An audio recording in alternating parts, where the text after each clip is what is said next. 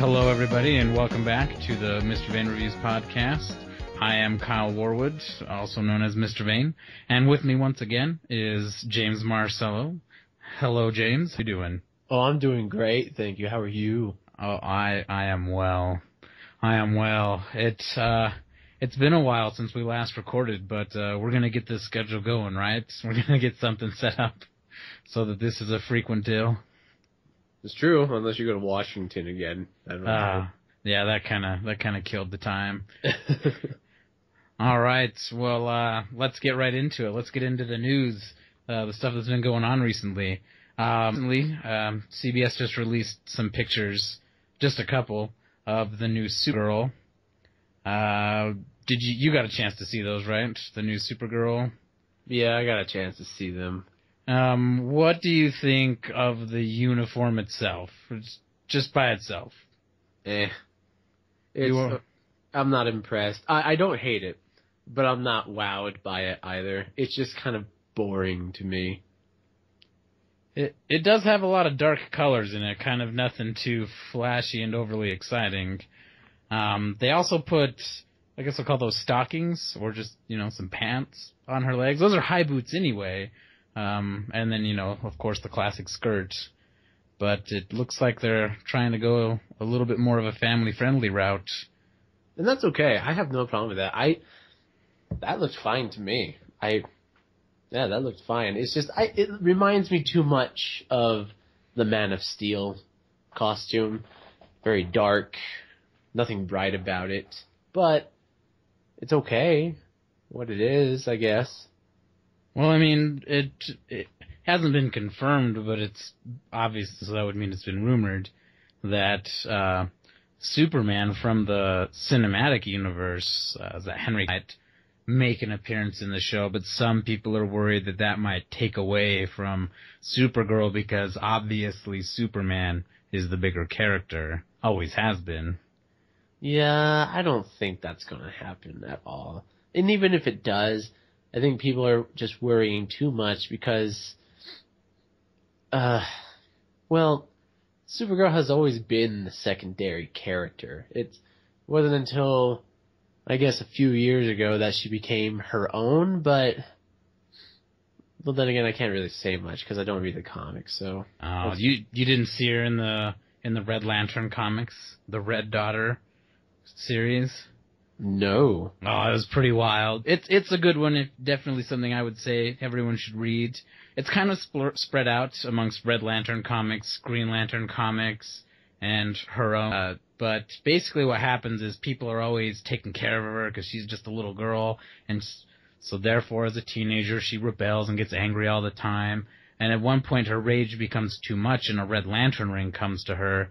And then in the Green Lantern comics, Hal Jordan finds her, and she's just kicking so much butt.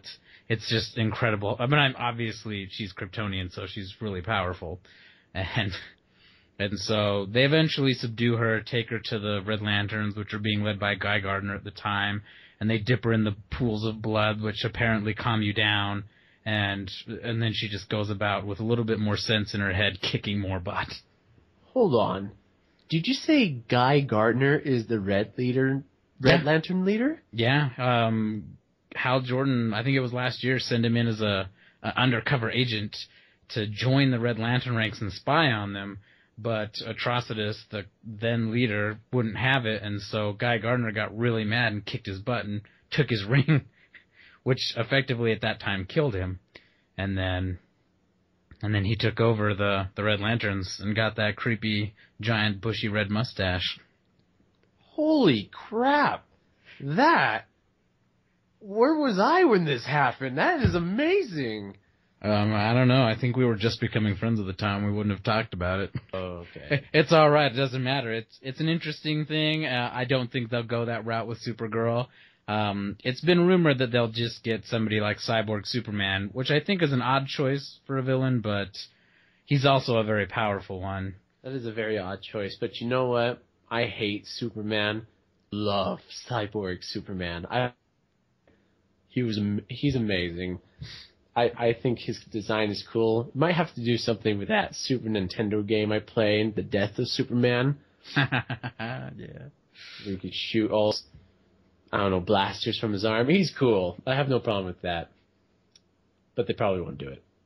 Yeah, but yeah, it's on CBS, the Supergirl show, so it's unlikely that it will cross over with Arrow and Flash and anything like that. But it's been rumored, and they've been back and forth saying it will, it won't. But if possible, they could come to a Sony Marvel-esque agreement, and she shows up once, and then they show up on her show once. But I mean, if the whole Spider-Man thing tanks hard again, then maybe no other, studios will share properties. So I'm actually kind of hoping now that it goes well so that we can see some of our favorite characters together, and obviously the studios make more money and everyone wins, right? True. But yeah, Supergirl, it's a thing. We were talking about Flash and Arrow. Are those shows, you say they're shows you've never watched, but I mean, maybe someday you'll pick them up, or you just don't care for much for the TV shows, you're a movie guy? No, I love TV shows. I will pick them up eventually.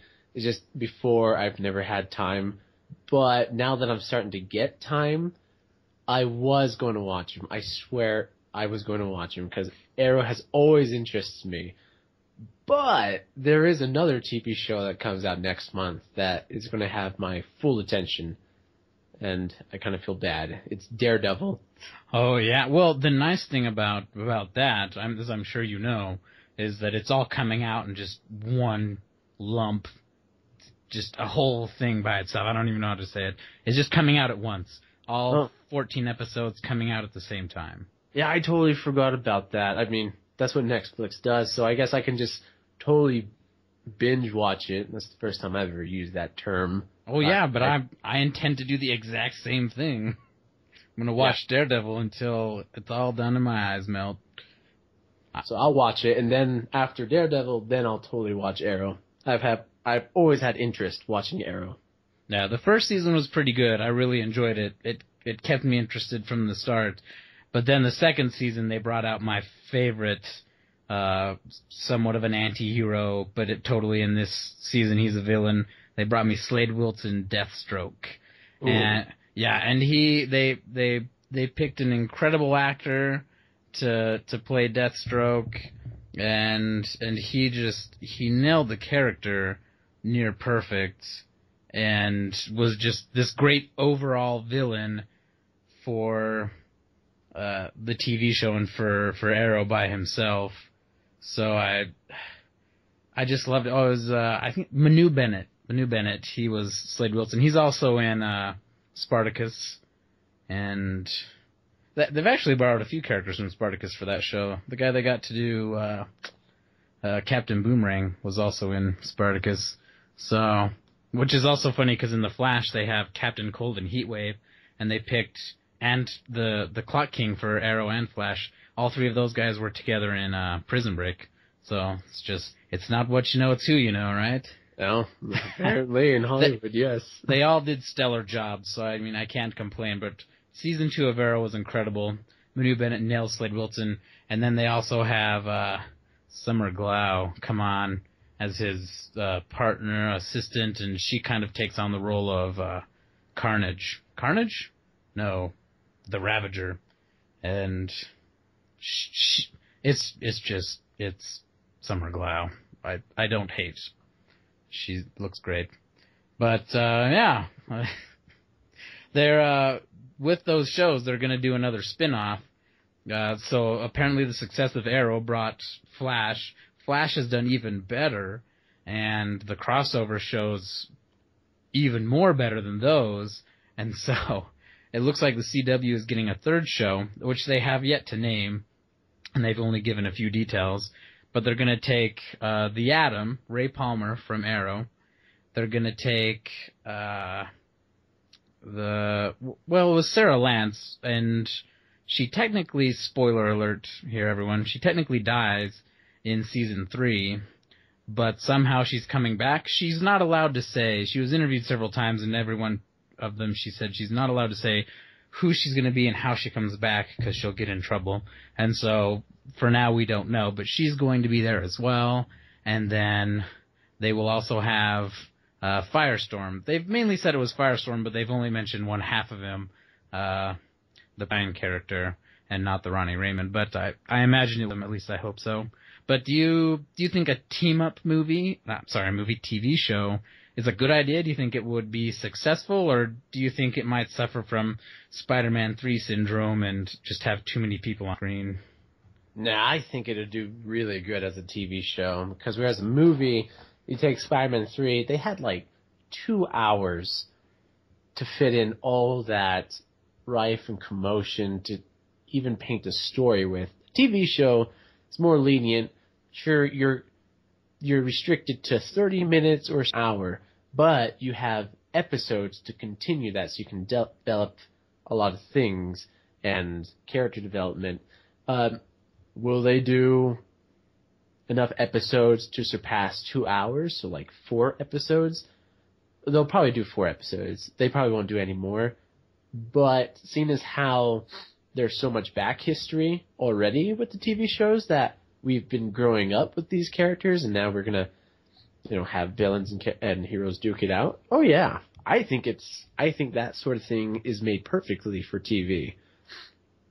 In my opinion, they're gonna add a couple more characters. They've just got casting lists for them right now.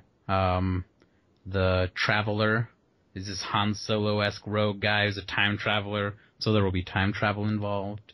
There's time travel, because that always is handled so perfectly. Exactly. In so many instances, it has gone poorly, but we'll see. There will be a female warrior is listed, a 20-something Latina. So, another female should be a fierce warrior type. And then there's the third, who's a mystery hero. He's an African-American male in his 20s. He's street smart, but he's new to the hero gig, obviously. And he's constantly making quips about the situations they're in, so it will be the, quirky token black guy for the show. Everyone's got to have one. There's nothing wrong with that. All right, so the next bit of news, which has nothing to do with Arrow and Flash, today they announced another Zoolander movie. Owen Wilson and Ben Stiller crashed a fashion show in Paris to announce that they're going to make another one. Best way to do it. Best way to announce it ever. Anything.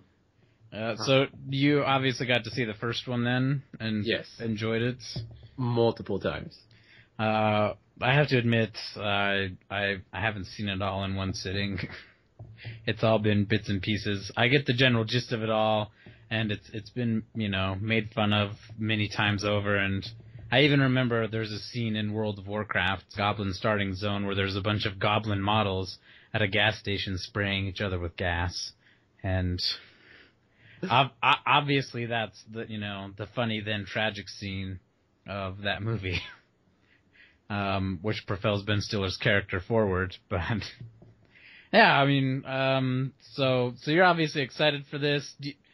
Sometimes sequel movies don't do as well as the original. For example, Anchorman 1 did really well, and the second one did good, but its reviews were not as high as the first. Do you think that'll happen with Zoolander? Oh, of course. There's no way this is going to be better than the first movie. Is it possible that people think, oh man, the first one was so great it can't be beat, and then it won't be? I bet you it's a combination of that. 50%, the other 50% is just not being as good as the first movie at all. Literally. Not just assuming, going to watch it, and then coming out saying, we thought it wasn't that great. You have doomed this movie, James. No, you have doomed it because you have not seen fully the movie. I am so upset about that. No. Do you have the movie? It's probably over there on one of the shelves. Well, why haven't you just watched it? I've been preoccupied with homework in school. Yeah, that's a valid reason. That's a terrible reason. My future is a terrible reason. Such a burden on our friendship. You have all this time to do a podcast, but you can't spend 2 hours to watch Zoolander? That is correct. Ladies and gentlemen, my devotion is to you, the fans. No, it should be the Zoolander. That's what it should be. It takes one day, and in that day, 2 hours. I don't know if we can do this anymore. I'm upset. All right, then let's move out of this. We'll move on to the next one. It was announced today that there will be another Ghostbusters-esque movie. Dan Aykroyd has come out and said that he's going to help. He's going to partner and make a movie called The Ghost Corps, and it maybe not. It seems unlikely that it will be in the same universe as the Ghostbusters reboot that's got the all-female cast led by Melissa McCarthy. But this one would hopefully be led by Channing Tatum and have an all-male cast. I don't think we talked about it last time, but do you even care about the whole all-male, all-female casting? Like, does that even matter? No, it doesn't. And I hate that people make it seem like it matters. I hate it that they're saying, oh, an all-female cast of Ghostbusters. I'm like, what does it matter? I don't care if they're all females. Just say it's a Ghostbusters movie. I feel like it's now an advertisement for, all females. They should just change the title, all-female Ghostbuster movie. All-female Ghostbusters movie. I mean... Rated PG-13. Just give me a Ghostbusters movie. If there's females in it, awesome. If there isn't, oh well. If there's a gay, whatever. What are they going to do if there's a whole gay cast? They're going to say it's a whole gay cast of Ghostbusters? It shouldn't matter. But aside from that, putting that aside, because that makes me angry, I don't know. All right, let's... my personal opinion is I despise Melissa McCarthy's acting. I think she's terrible. I think she's a one-trick pony. It's one fat person joke after another, and that has been her in every movie that I have ever had the misfortune of having to watch or just see part of. She just seems like she's going to roll into this movie and be like, fat people can hunt ghosts too. Ah, look, I fell over because I walk funny, because I'm overweight. Ah. She sounds very familiar. What movie has she been in? She was in Identity Thief. Oh, the one with Jason Bateman? Yeah. She was in The Heat with Sandra Bullock. And she's in an upcoming movie called Spy, where she's the focus instead of Jason Statham, who will only be co-starring. Every movie she's ever been in is the same thing. Yeah, you're right.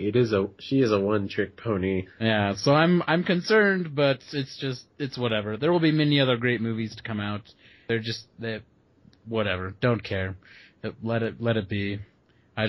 Maybe this Dan Aykroyd film will do well. Maybe Channing Tatum, should he be in it, can save the Ghostbusters. I don't know. I don't understand why there's two different Ghostbusters movie now. Well, it won't be under the name Ghostbusters, but it's a similar idea. So I'm not so invested in the Ghostbusters franchise. They were fun as a kid, but I think I'm over it. So I am just worried that Dan Aykroyd is producing a movie. He's been trying to do another Ghostbusters movie for some time, but... Yeah, I understand the trying part. Have you seen Blues Brothers 2000? No, that did not interest me very much. No, that's fine. It's good that you didn't watch it, because it is a terrible movie. Awful. Well, speaking of terrible movies, Green Lantern has a... you like that segue, don't you? Oh, it's my favorite segue. Obviously a new one is coming out, but years from now. The Justice League movie will still star a Green Lantern, and it's been debated back and forth. Should it be Hal Jordan, be Kyle Rayner? Should it be Jon Stewart? Nobody seems to care about Guy Gardner. There's a lot of hate for redheads. But I'm personally, I'm partial to Hal Jordan, but, I like him as a Green Lantern more. Latino Review rumored recently that Chris Pine is being sought out to play the role of Hal Jordan. What do you think about that? Think Chris Pine could do what Ryan Reynolds could not? Oh yeah, I can see that. I have no problem with Chris Pine being Green Lantern, Hal Jordan. Really? None at all. Look at it, Chris Pine. He's very snarky, in your face, just always trying to one up you with his ego, right? That's totally what we needed in the first Green Lantern movie, and we got none of that. I am convinced that Chris Pine is not as bad as people say, but he's not as great as others say either. I think he is a good actor, and he would be good enough. I think he would be good enough. I think he would. If he's bad, I have no problem saying that he'd be bad. Sometimes when a person looks like he's great for the part, they turn out to be. But I think this would be good. I think this would be. I don't know. As strange as it is, especially since I don't like Chris Pine in any of the Star Trek movies, I think this makes me more excited to see Green Lantern. Yeah, all right. What about somebody like Kyle Rayner or Jon Stewart?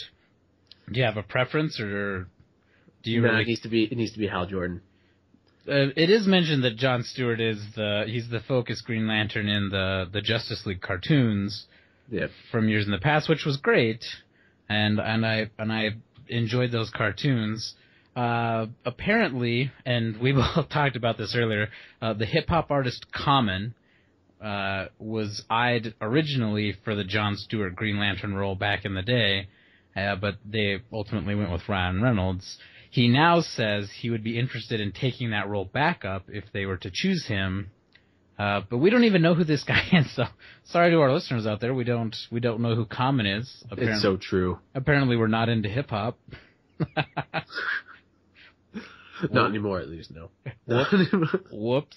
But I think that Hal Jordan would be a better choice, but that's just me being biased. I like Hal Jordan more. No, I agree. It needs to be Hal Jordan. I feel like if you're going to introduce the hero or any concept of that particular hero, it needs to be the first one. I love Jon Stewart. I think he's a fantastic Green Lantern. I've always enjoyed him, but I'm always disappointed when I see when I see Jon Stewart on like an animated film instead of Hal Jordan. But that is me. They have put Hal Jordan as the Green Lantern for the New 52 Justice League. He's in it for a while. Eventually, he ends up in the comics. He ends up leaving the Justice League because reasons. But in these first two animated films, the Justice League War and Throne of Atlantis, he is the Green Lantern, voiced by the lovable Nathan Fillion. But at the same time, he gives the Green Lantern character this bro dude kind of a personality, and that makes me sad. Yeah, that was too much. Justice League War, that Green Lantern was too much of a bro mentality. He seemed like a joke. Well, he does it in Throne of Atlantis as well. They're, fighting. Green Lantern gets thrown into a building. Batman runs over to him to talk to him to try and turn the tide in the battle against, Aquaman's brother. And he's just like, hey, Hal Jordan, we need to change our tactics. And he looks right at Batman and says, bro, dude, not a time for lessons. It's like, no, Green Lantern's a bro, dude. Wait, that movie's out now? Yeah, it's out. It was alright. It's received like mediocre kind of reception, and I'm on that same boat. It was fun-ish, but I don't think they handled it perfectly well. I'll skip it then. I mean, if you get the chance to watch it, and I would go for it, but not a movie to just go right out and buy, word of mouth. It's, meh. Speaking of movies that, you check out, or whatever, I don't know how I'm segueing into this. It's terrible. I did so good with the last one. Tron 3 is set to begin filming in the fall.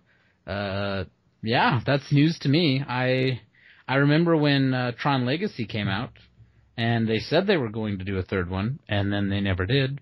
No, I was waiting. I have waiting forever, it seems like, just for the third one to begin. Oh my gosh, you just made me so happy. I totally forgive you for not watching Zoolander now. Yes! Oh my god, fall. So, yeah, they're going to start filming, so it'll probably come out either later next year or early in 2017. I'm excited for it. I enjoyed the second one. I love the whole sci-fi computer world kind of a thing. And that world interests me greatly because I love computers. And so... And the design was so cool. Oh, yeah, it looked incredible. I mean, it's if that's what the inside of computers would look like, just sign me up. I want to be in there, too. Yeah. Put me in. So get excited for that one. Yeah, that's all of the news we have. Today, we're going to go over our review of the movie Kingsman, The Secret Service. I realize it's been out for several weeks now, but we're still going to review it anyways so that we can give our opinion and let the fine folks out there who may not have had a chance to see it, we're going to let them know that it's whether or not it's worth seeing. So you need to see it. Spoiler alert, you need to see it. All right. So yeah, I loved this movie. I have already went and seen it multiple times, as has my wife, and a couple other people that I've talked to have seen it more than once, just because it was that much fun. First of all, I want to talk about the director Matthew Vaughn. He directed Kick-Ass and X-Men First Class, both movies that I thought did well and I enjoyed. And so when I found out he was directing this, I signed up, went and saw it, and I was not disappointed. I was, in fact, pleasantly surprised many times over. What about you? When we hit the credits, what were your first thoughts? I really enjoyed that movie. I've seen one trailer for it, but I kind of looked off and on, and it looked okay. But when you took me to see it, or convinced me to go watch it, I was so impressed. And when you say the director's name, it totally understand now. It's got that familiar, what's the word? I guess look, for a lack of a better one. It's totally reminiscent of First Class and Kick-Ass. All of it was so familiar to me. I was very happy about it. It's a really fun movie to watch. It's got the gore, but not too much of it. It's got intense scenes of action. It's got humor. But my only gripe with it is that weird end for the credits. That just came out of nowhere. They could have just totally left it at the side and not mentioned it or mentioned it in like a conversation, but they didn't. They showed it, and it was just strange. It's not bad, but it leaves a weird, like, feeling. Like, did they really need to do that? It was pretty funny that all of us who'd went and seen it joked how much we enjoyed the rest of the movie, which was fairly violent. And then at the very end, there's a sexual scene, and we're just thinking, oh, where did that come from? That's out of place. But at the same time, it's very reminiscent of a lot of James Bond films. The whole spy, gentleman spy thing, a colorful villain, a megalomaniac, as it was called in the movie.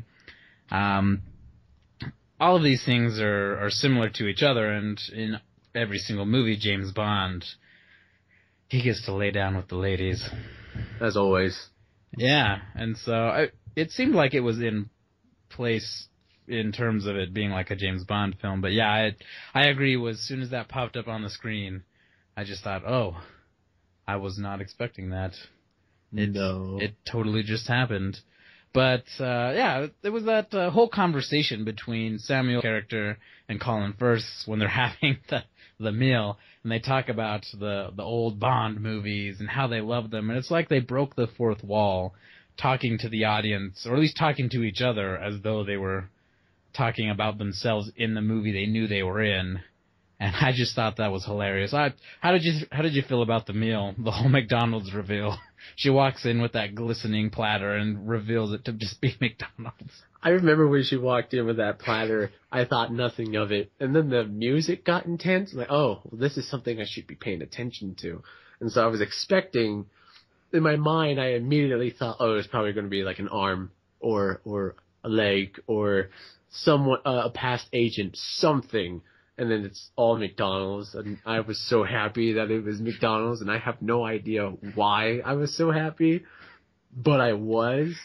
That whole conversation during that meal is very clever because it does talk about James Bond films in a fourth wall breaking way, but without breaking the fourth wall.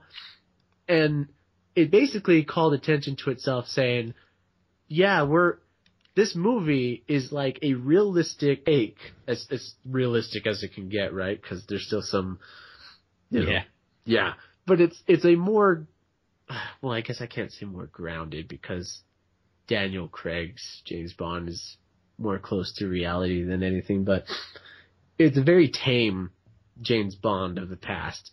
It's still grounded enough to be real in some areas, but it's still over the top in so many ways, but not so much as other James Bond's films have been, if you know what I'm saying.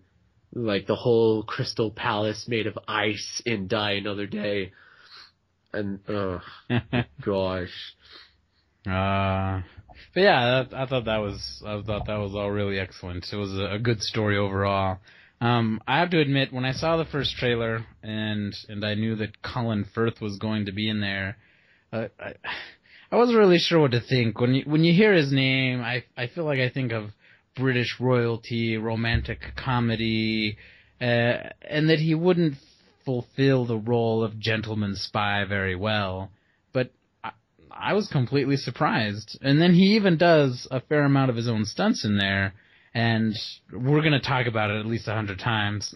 That church scene was just incredible. And that church scene was amazing. Oh, I was blown away. Not only did it just go to the awesome song of Freebird, which just seemed to have the right tempo for all of the action that's going on, but oh man, that was such an incredible action scene, just back and forth and on.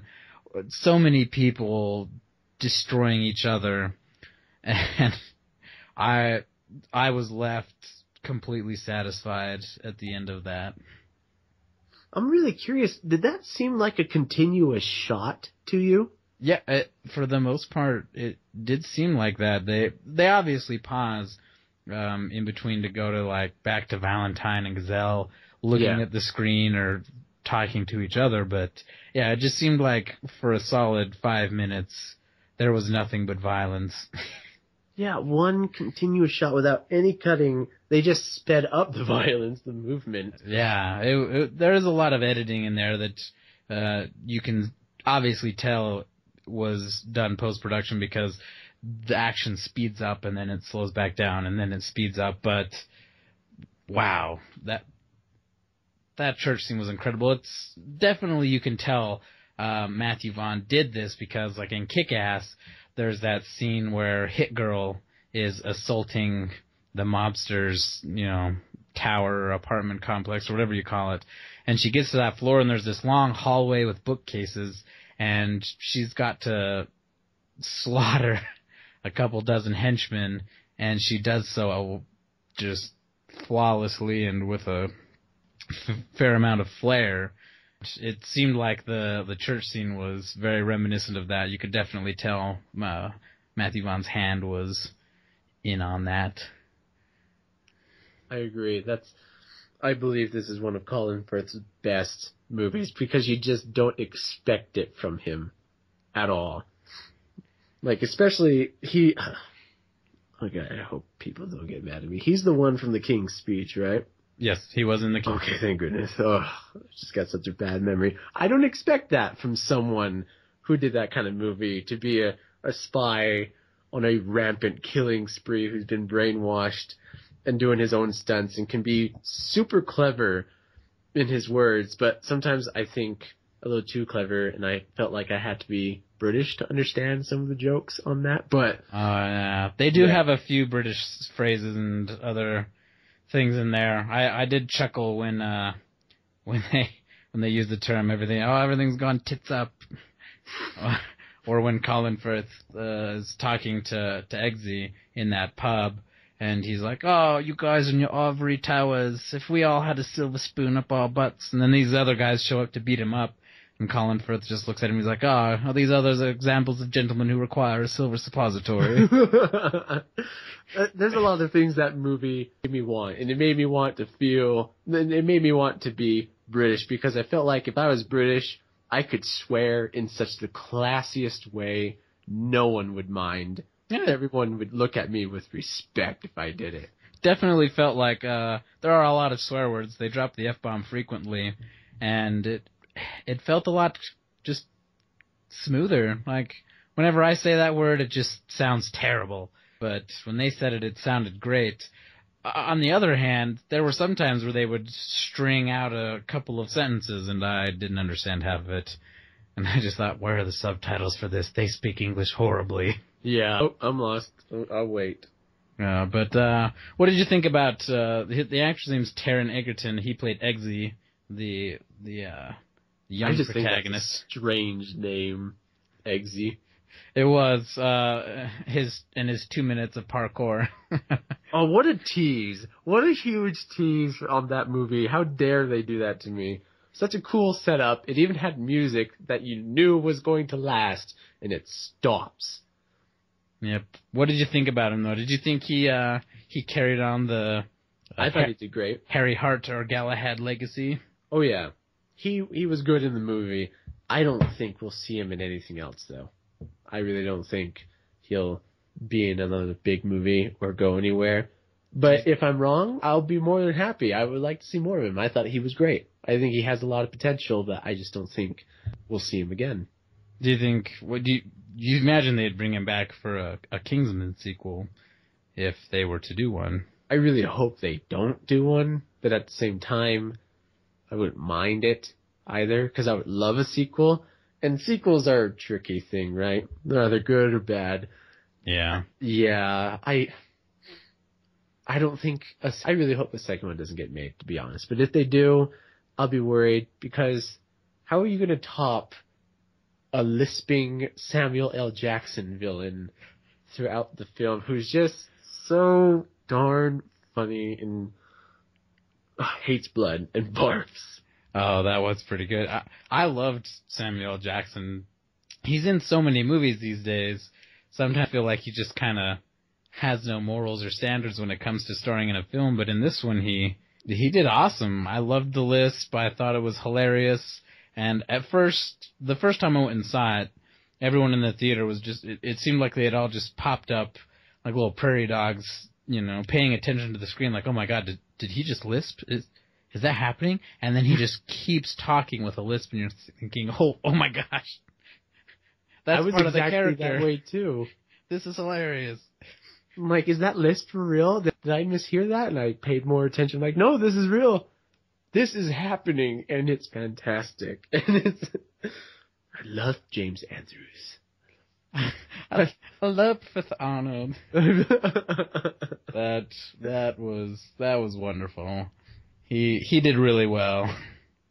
There was a Sophia, I'm gonna butcher this one, Butaya. She played Gazelle, or Scissor Legs, or whatever you want to call her. Oh man, she was so cool. Was that not, did you think that was just a really crazy kind of a villain? I thought it was crazy, but it was a good kind of crazy. I mean, we'd never seen something like that before. Although, I had to suspend my, belief here, because how she sliced that one agent down the middle like nothing. But I'm okay with it. The breakdance fighting, come on. The twirling of the legs. She was great.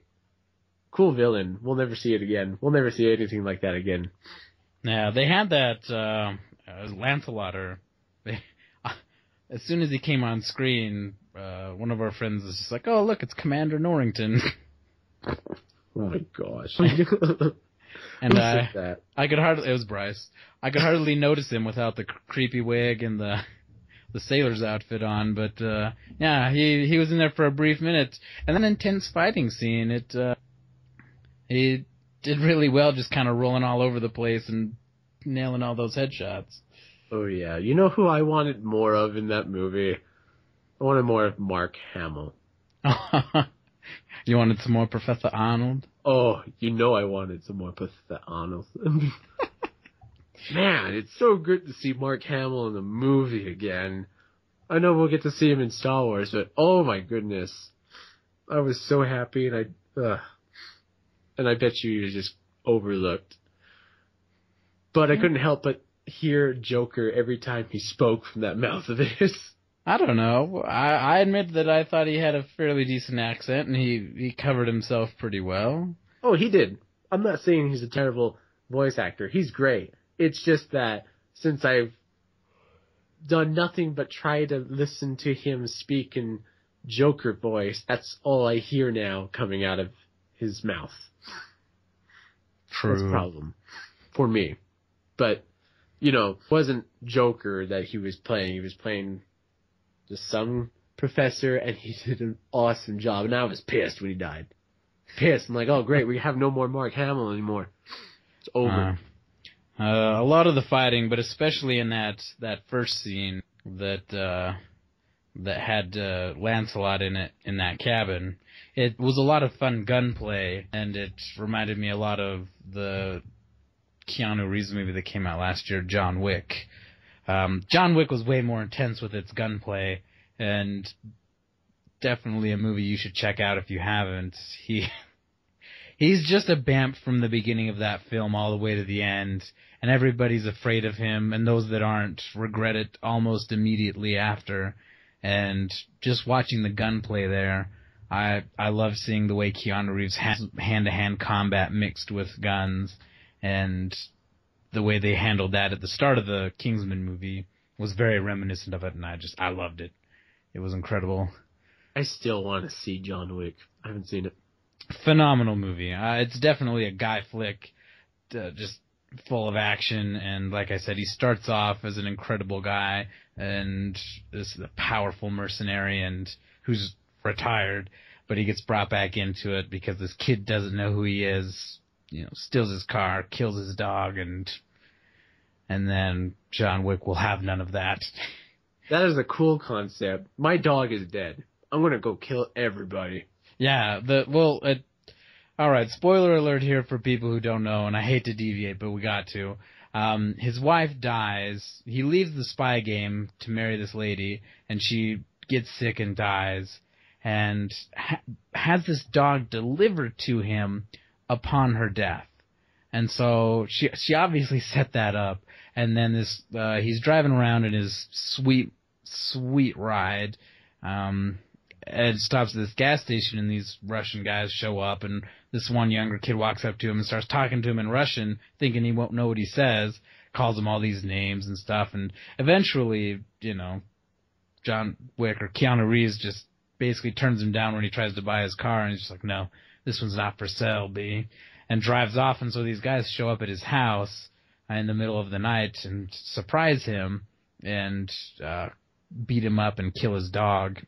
And so he comes back with all the fury he can muster and just tears the entire mob single-handedly, and it is incredible. Do you have this movie? I don't have it on hand, but it's definitely one you should, if you get the chance. If not, we'll watch it sometime. But yeah, go check it out. John Wick, Keanu Reeves comes back, and it is incredible. He's never been better. But moving back, Kingsman. I'm not sure if there's anything else I want to talk about. The CGI wasn't phenomenal. Most of the blood and gore was actually CGI'd. Like the bar scene where the guy gets punched and his tooth gets knocked out and there's a little bit of blood. Or the start where the guy's finger gets shot. All of it CGI. It wasn't top notch, but I mean, if you're, you don't care about that, and really you shouldn't in this type of movie. Yeah, it was serious to a point, but it was still able to carry a sense of ridiculousness that I thought they kept a fine balance of, and that helped make the movie even more, because it wasn't just too much ridiculous like an Austin Powers movie, but it didn't take itself too seriously like the new James Bond. So I thought it was a fine balance, and it adds to the spy movie genre. A great film that people should definitely go see. Yeah, I agree. It is really well balanced. It's totally worth your time. It'll totally respect you for watching it as well. You'll have laughs. You'll have serious moments. It's just really good. And you will not regret it. If you do, I kind of feel bad, because you really shouldn't. It's a really good film. It's totally a movie I would recommend. And I just only seen it once. Yeah, I loved it so much I saw it multiple times. I don't have a rating system for the podcast yet. I don't know if I want to do something like an out of 5 stars or on a scale of 1 to 10, or I've seen a couple others that just would say it's either the best movie ever or the worst movie ever. It's one or the other. Mr. Sunday Movies does that. He's pretty funny. But I don't want to copy that. I want to come up with something that's unique to us. And so I'm trying to come up with maybe like a 3-tiered system where it's either, like buy it, rent it, or go see it in theaters or something, but maybe less wordy. I don't know. But we're going to come up. You should rank it with superheroes. You pick the worst one to represent the just awful, don't go see it, and you pick the best one, and you could be biased. You can pick Green Lantern for the best one if you want. You need to Green Lantern this movie. You need to Granny Goodness this movie to hell. It has to happen. You need to Deadpool it. Deadpool it all day. See? I think this will work out. We're going to come up with something, folks. If you have any ideas, go ahead and write in. We'll just segue this into the end of the show, unless there's something else you want to add, James. No, I got nothing to add. But if we're going to go with the superhero rating system, I vote Squirrel Girl to be the worst. Squirrel Girl. Exactly. Just saying that makes you feel disgusted, doesn't it? It just makes me feel like some people weren't thinking too hard when we need to come up with a new character. Ugh. But whatever. We might add other things to the show, like a reading recommendations or something like that. Right now I've been reading the new 52 Deathstroke comics. That's a lot of news. Well, it's the new 52, and they did release some new ones. I got them there on the shelf. They're great, but they just stopped after, 2 volumes. They only went for a little while, and then they killed it, and now they've brought it back.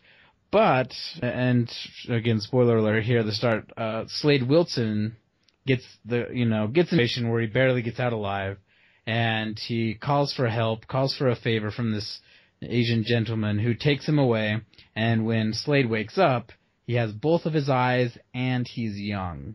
Both eyes? He now has both eyes. And in the comics that will follow, he's mentioning it over and over, not too frequently though, that it's difficult for him to fight with both eyes. Yeah. Which is hilarious because I would need both to do anything, and so I would definitely recommend that. I did read the Kingsman novel.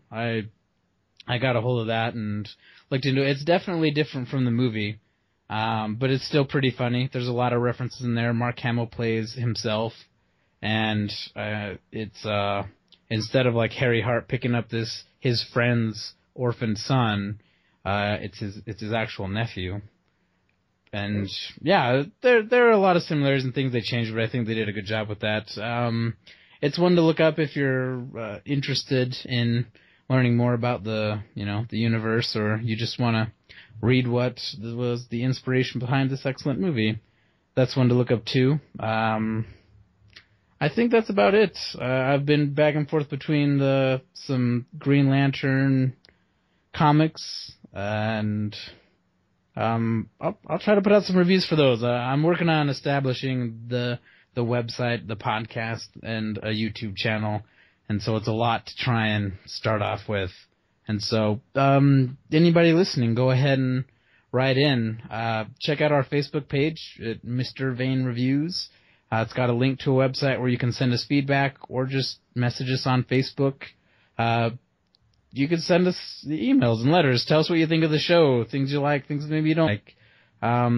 If there's something you'd like to hear us talk about in a future show, like maybe, our top 10 or our favorite villains or our favorite comic book storylines, or maybe our favorite comic book movies, or what we think are the worst movies, whatever. We'll try and come up with some ideas for things to talk about.